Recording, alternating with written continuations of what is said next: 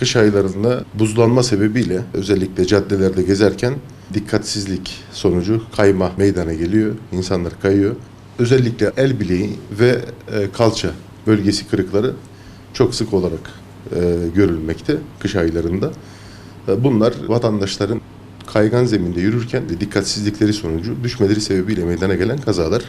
Bunlarla çok sık karşılaşmaktayız. Özellikle genç vatandaşlarımızın dikkat etmesi gereken yürürken sık adımlarla ve elleri cebinde olmayacak şekilde yürümelerini tavsiye ediyoruz. Eller cepteyken olası bir kayma riskinde dengesiz bir şekilde düşmelere sebep olmakta. Genç popülasyonda el bileği kırıkları, el bileği ve çevresi kırıklarına sebep olmaktadır. Ayakkabı seçimine dikkat etmek lazım. Kaygan zeminli ayakkabılarda daha sık kayma riski mevcuttur. Bundan dolayı özellikle kış aylarında ayakkabı seçiminde ayakkabı tabanlarının zemine uygun olmasını önermekteyiz. Kalça ve çevresi kırıkları genellikle yaşlı popülasyonda olduğundan dolayı ek riskler taşımaları sebebiyle ciddi risklerle karşılaşmaktayız ameliyatlar sırasında ama bu ameliyatlar genellikle başarıyla tedavi ve takip ettiğimiz bir süreç işlemektedir. Kalça bölgesi kırıklarında genellikle çiviyle tespit ya da protez ameliyatları yapmaktayız. Elbette ki çiviyle tespit daha iyi sonuçlar vermekte ama gereken hastalarda da endikasyon dahilinde kalça protezi ameliyatları yapmaktayız. Kalça protezinden sonra hastaların yaşam konforunda bazı kısıtlıklar meydana gelmekte. Bu sebeple hastaların hiç kırmaması tercih ettiğimiz bir durumdur.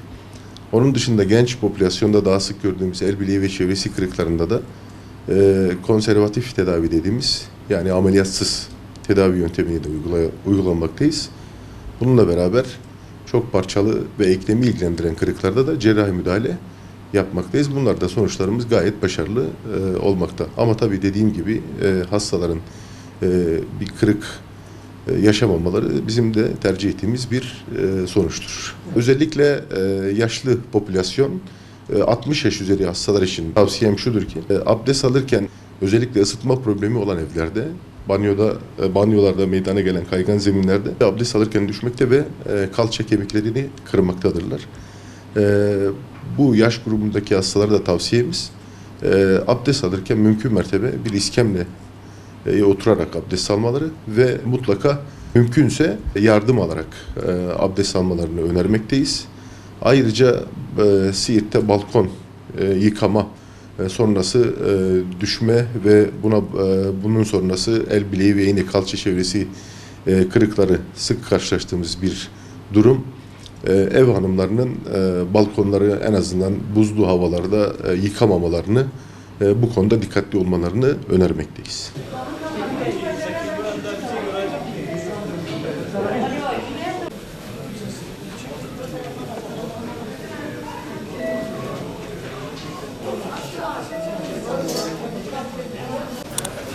Tamam.